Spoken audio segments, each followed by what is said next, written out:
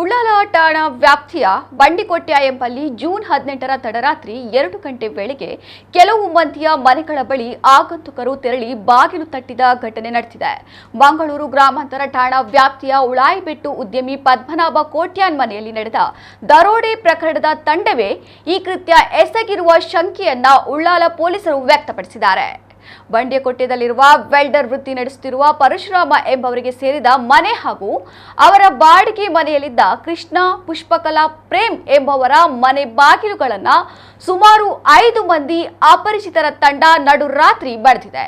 ಜೋರಾಗಿ ಬಡಿದ ಹಿನ್ನೆಲೆಯಲ್ಲಿ ಬೆದರಿದ ಪರಶುರಾಮ್ ತಕ್ಷಣ ಉಳ್ಳಾಲ ಠಾಣಾ ಪೊಲೀಸರಿಗೆ ಮಾಹಿತಿಯನ್ನು ನೀಡಿದ್ದಾರೆ. ರೌಂಡ್ಸ್ನಲ್ಲಿದ್ದ ಉಳ್ಳಾಲ ಪೊಲೀಸರು ಕೂಡಲೇ ಸ್ಥಳಕ್ಕೆ ತೆರಳಿದ್ದು ಅಷ್ಟರಲ್ಲಿ ತಂಡ ಪರಾರಿಯಾಗಿದೆ.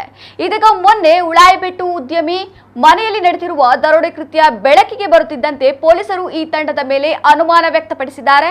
ಈ ಕುರಿತು ಉಳ್ಳಾಲದ ಸಾರ್ವಜನಿಕರಿಗೆ ಎಚ್ಚರಿಕೆಯಿಂದ ಇರುವಂತೆ ಠಾಣಾಧಿಕಾರಿ ಎಚ್.ಎನ್. ಬಾಲಕೃಷ್ಣ ಪ್ರಕಟಣೆ ಹೊರಡಿಸಿದ್ದಾರೆ. ಉಳ್ಳಾಲ ಪರಿಸರದಲ್ಲಿ ಕೆಲವು ದಿನಗಳಿಂದ ಅಪರಿಚಿತ 7-8 ಜನರು ಠಾಣಾ ವ್ಯಾಪ್ತಿಯ ಕೆಲವು ಒಂಟಿ ಮನೆ ಹಾಗೂ ಬೀಗ ಜಡಿದಿರುವ ಮನೆಗಳಿಗೆ ತೆರಳುತ್ತಿರುವ ಬಗ್ಗೆ ಗುಪ್ತಚರ ಮೂಲಕ ಮಾಹಿತಿ ಲಭ್ಯವಾಗಿದೆ.